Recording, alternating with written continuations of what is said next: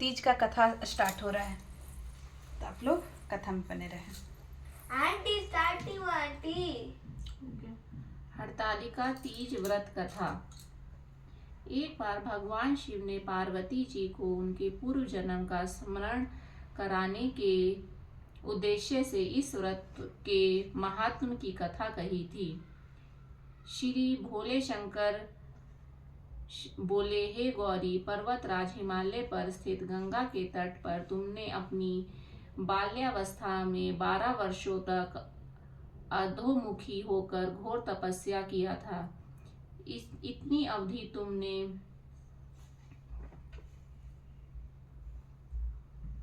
अन्न ना खाकर पेड़ों के सूखे पत्ते चबाकर व्यतीत किए। माँ की विकराल शीतलता में तुमने निरंतर जल में प्रवेश करके तप किया। वैशाख की जला देने वाली गर्मी में तुमने चांगरी से शरीर को तपाया। श्रावण की मूसलाधार वर्षा में खुले आसमान के नीचे बिना अल जल ग्रहण किए समय व्यतीत किया। तुम्हारे पिता तुम्हारी कष्ट साध्य तपस्या को देखकर बड़े दुखी होते थे। उन्हें बड़ा कलेश होता था। तब एक दिन तुम्हारी तपस्या तथा पिता के कलेश को देखकर नारद जी तुम्हारे घर पधारे। तुम्हारे पिता ने हृदय से अतिथि सत्कार करके उनके आने का कारण पूछा। नारद जी ने कहा, गिरिराज, मैं भगवान विष्णु के भेजने पर यहाँ उपस्थित हुआ हूँ। आपकी कन्या ने बड़ा कठोर तप किया है। इससे प्रसन्न होकर वे आपकी पुत्री से विवाह करना चाहते हैं। इस संदर्भ में आपकी राय जानना चाहता हूँ। नारद जी की बात सुनकर गिरिराज गदगद हो उठे। उनके तो जैसे सारे कलेश ही दूर हो गए। प्रसन्नचित होकर वे बोले, श्रीमान, यदि स्वयं विष्णु मेरी कन्या का वरण करना चाहते हैं तो भला मुझे क्या आपत्ति हो सकती है। वे तो साक्षात ब्राह्मण हैं। हे महर्षि, यह तो हर पिता की इच्छा होती है कि उसकी पुत्री सुख संपदा से मुक्त पति के घर की लक्ष्मी बने। पिता की सार्थकता इसी में है कि पति के घर जाकर उसकी पुत्री पिता के घर से अधिक सुखी रहे। तुम्हारे पिता की स्वीकृति पाकर नारद जी विष्णु के पास गए और उसने तुम्हारे विवाह के निश्चित होने का समाचार सुनाया। मगर इस विवाह संबंध की बात जब तुम्हारे कान में पड़ी तो तुम्हारे मन में दुख का ठिकाना ना रहा।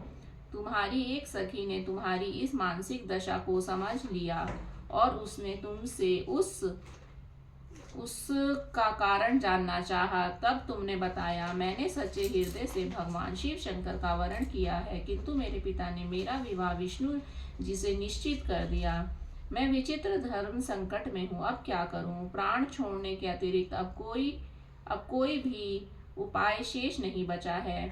तुम्हारी सखी बड़ी ही समझदार और सूझबूझ वाली थी। उसने कहा, सखी, प्राण त्यागने का इसमें कारण ही क्या है। संकट के मौके पर धैर्य से काम लेना चाहिए। नारी के जीवन की सार्थकता इसी में है कि पति रूप में हृदय में जिसे एक बार स्वीकार कर लिया, जीवन पर उसी से निर्वाह करें। सच्ची आस्था और एक निष्ठा के समक्ष तो ईश्वर को भी समर्पण करना पड़ता है। मैं तुम्हें घनघोर जंगल में ले जाती हूँ।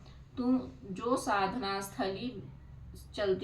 साधना स्थली भी हो और तुम्हारे पिता तुम्हें खोज भी ना पाए, वहां तुम साधना में लीन हो जाना। मुझे विश्वास है कि ईश्वर अवश्य ही तुम्हारी सहायता करेंगे। तुमने ऐसा ही किया। तुम्हारे पिता तुम्हें घर में ना पाकर बड़े दुखी तथा चिंतित हुए। वे सोचने लगे कि तुम्हें जाने कहाँ चली गई। मैं विष्णु जी से उसका विवाह करने का प्रण कर चुका हूँ। यदि भगवान विष्णु बारात लेकर आ गए तो कन्या घर पर ना हुई तो बड़ा अपमान होगा। मैं कहीं मुंह दिखाने के योग्य नहीं रहूंगा। यही सब सोचकर गिरिराज जी जोर शोर से तुम्हारी खोज शुरू करवा दी। इधर तुम्हारी खोज होती रही, उधर तुम अपनी सखी के साथ नदी के तट पर एक गुफा में मेरी आराधना में लीन थी। भाद्रपद शुक्ल तृतीया को हस्त नक्षत्र था। उस दिन तुमने रेत के शिवलिंग का निर्माण करके व्रत किया। रात भर मेरी स्तुति के गीत गाकर जागी। तुम्हारी इस कष्ट साधना तपस्या से प्रभाव से मेरा आसन डोलने लगा, मेरी समाधि टूट गई। मैं तुरंत तुम्हारे समक्ष जा पहुंचा और तुम्हारी तपस्या से प्रसन्न होकर तुमसे वर मांगने के लिए कहा। तब अपनी तपस्या के फल स्वरूप तुमने अपने समक्ष पाकर तुमने कहा, मैं हृदय से आपको पति के रूप में वरण कर चुकी हूँ। यदि आप सचमुच मेरी तपस्या से प्रसन्नचित्त होकर आप यहाँ पधारे हैं तो मुझे अपनी अर्धांगिनी के रूप में स्वीकार कर लीजिए। तब मैं तथास्तु कहकर कैलाश पर्वत पर लौट आया। प्रातः होते ही तुमने पूजा की समस्त सामग्री को नदी में प्रभावित करके अपनी सहेली सहित व्रत का पारण किया। उसी समय अपने मित्र बंधु व दरबारियों सहित गिरिराज तुम्हें खोजते खोजते वहां आ गए और तुम्हारी इस कष्ट साधना तपस्या का कारण और उद्देश्य पूछा। उस समय तुम्हारी दशा को देखकर गिरिराज अत्यधिक दुखी हुए और पीड़ा के कारण उनकी आंखों में आंसू उमड़ आए थे। तुमने उनके आंसू पोंछते हुए विनम्र स्वर में कहा, पिताजी, मैंने अपने जीवन का अधिकांश समय कठोर तपस्या में बिताया है।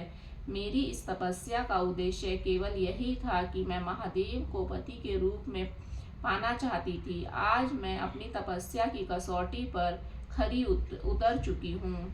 आप क्योंकि विष्णु जी से मेरा विवाह करने का निर्णय ले चुके थे, इसीलिए मैं आराध्य की खोज में घर छोड़कर चली आई। अब मैं आपके साथ इसी शर्त पर घर जाऊंगी कि आप मेरा विवाह विष्णु जी से ना करके महादेव जी से करेंगे। गिरिराज जी मान गए और तुम्हें घर ले गए। कुछ समय के पश्चात शास्त्र विधान पूर्वक उन्होंने हम दोनों को विवाह सूत्र में बांध दिया। हे पार्वती, भाद्रपद की शुक्ल तृतीया को तुमने मेरी आराधना करके जो व्रत किया था, उसी के फल स्वरूप मेरा तुमसे विवाह हो सका। इसका महत्व यह है कि मैं इस व्रत को करने वाली कुंवारियों को मनवांछित फल देता हूँ। इसीलिए सौभाग्य की इच्छा करने वाली प्रत्येक युवती को यह पूरी एक निष्ठा तथा आस्था से करना चाहिए और इस सभी के सुहाग की सुरक्षा करते हैं भगवान शिव। जय शिव भगवान जी की जय, पार्वती माता की जय, नंदी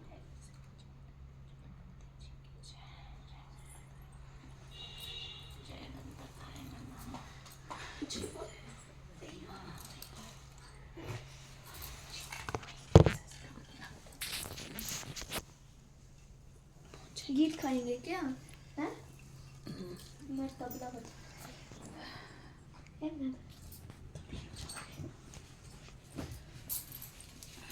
कथा समाप्त हो गया है, अब आरती बचा हुआ है ना। पहले गणेश जी का करना।